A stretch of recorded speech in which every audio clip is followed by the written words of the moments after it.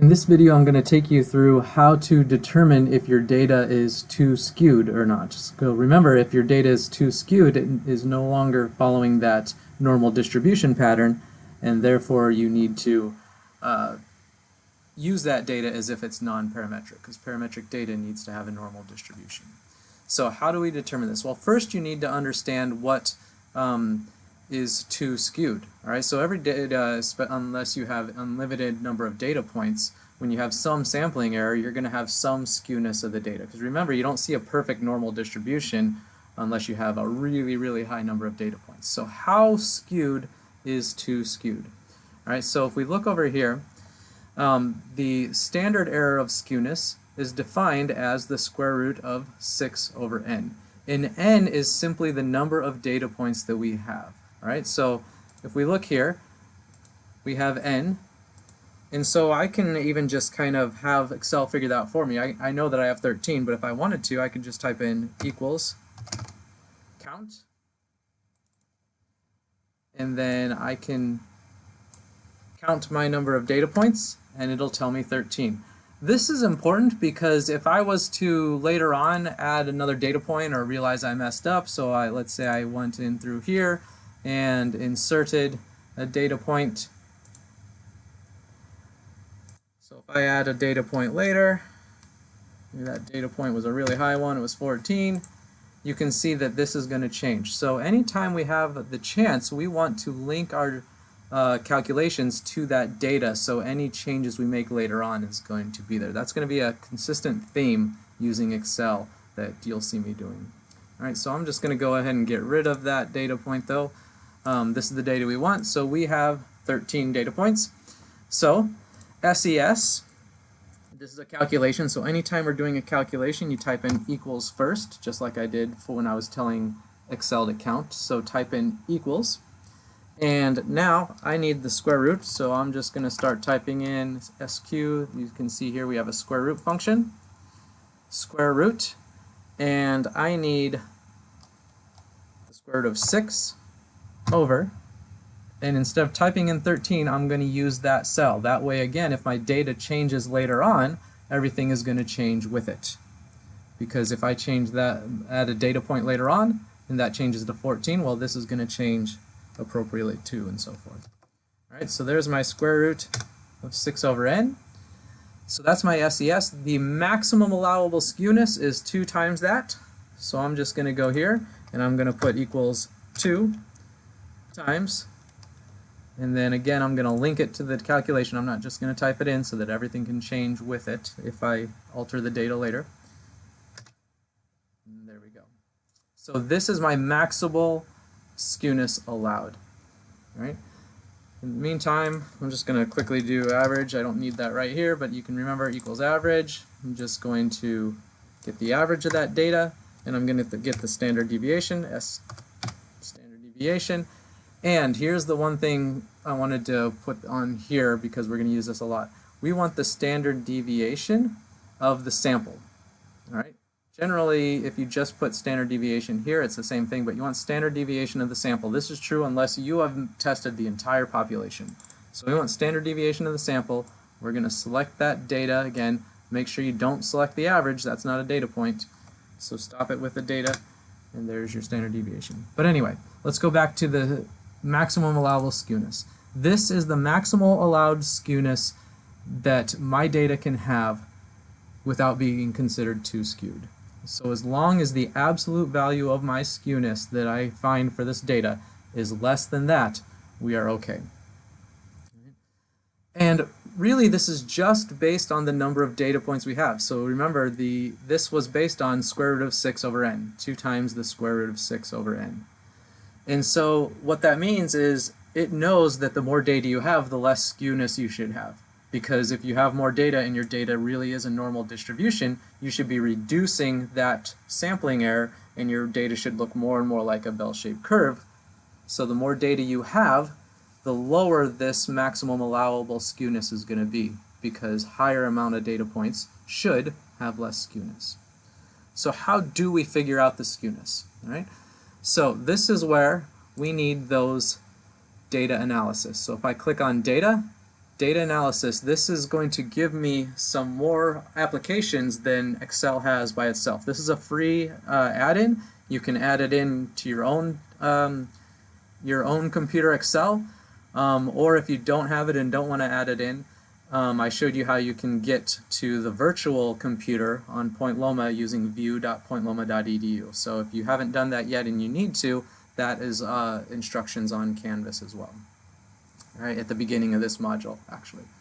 All right, so for this, again, data analysis, I just want descriptive statistics. Descriptive statistics, right? And you can see this over here in the PowerPoint. All right, so in Excel, go to Data tab, Data Analysis. That's a misspelling. Data Analysis and Descriptive Statistics. All right, so there I am.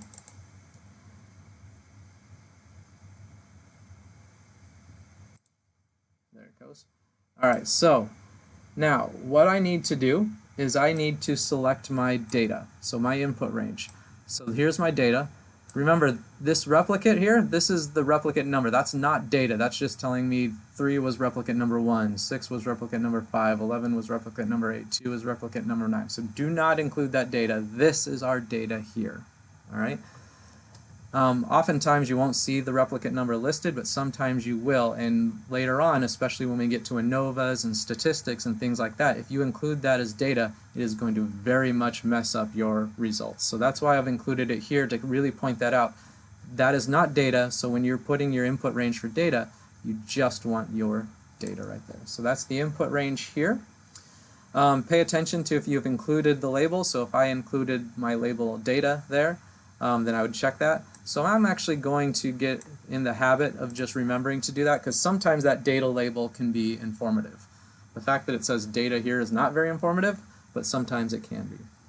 All right, then you want to make sure you've clicked on Summary Statistics, and I need to determine where I want that to put it out. So I need to give this a cell, and the cell I give it needs to have a pretty wide open range because it's going to give me a whole table of data here.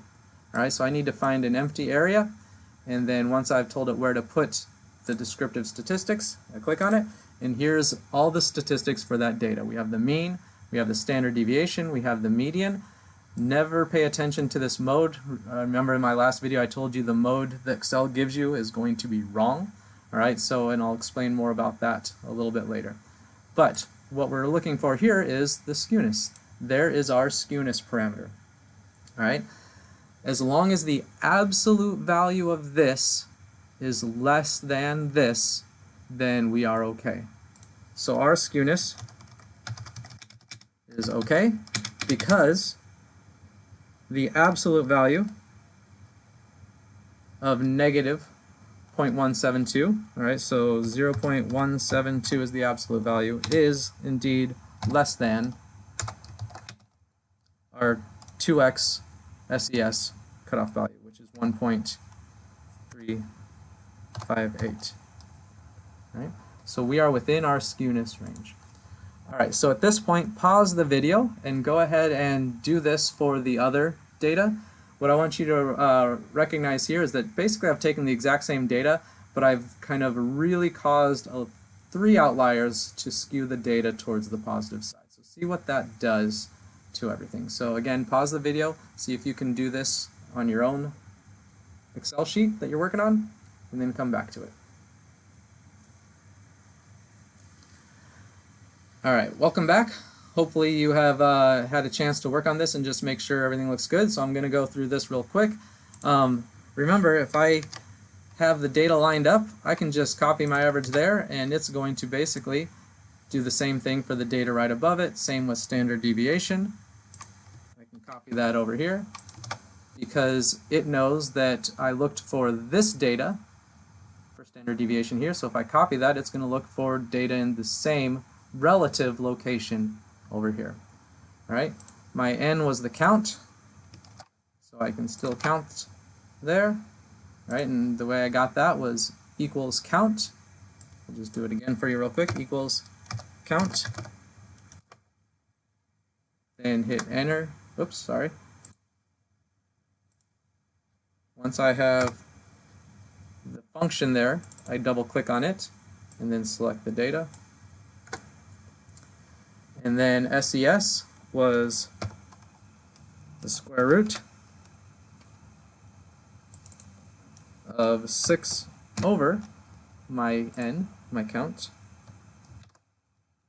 close the parentheses, and 2x SES equals 2 times that. And you'll see here that my values are exactly the same, and that's because, remember, our maximum amount of skewness is solely based on the number of data points you have. So since I had 13 data points in this data and 13 data points in this data, my maximum allowable skewness is going to be the same. All right, but the data is going to be different. So now I need to go and find out what my actual skewness is by going to descriptive statistics. All right, in this case, I want my data range to be that data right there. Include my label in the first row, and summary statistics is checked, and then my output range, I need a different spot for it. I still have enough room. Yeah, I'm going to put it down here just in case, so I'll hit OK. And you can see here that my skewness now has gone up, and it's because of these 3 data points that I've labeled in red that are skewing it to the higher values. So my skewness now is 1.40. So I have to conclude that this data is too skewed. This cannot be a normal distribution. This is more like a Poisson distribution that's skewed to the right. So I would have to say skewness is too much, or it's not okay. And the reason for that is because my skewness value of 1.49 is greater than, so it's not less than, my maximum skewness, which is 2x SES. So since 1.49 is greater than my, this is 1.409, that still is greater than my 1.358 value. That's why my skewness is not okay here.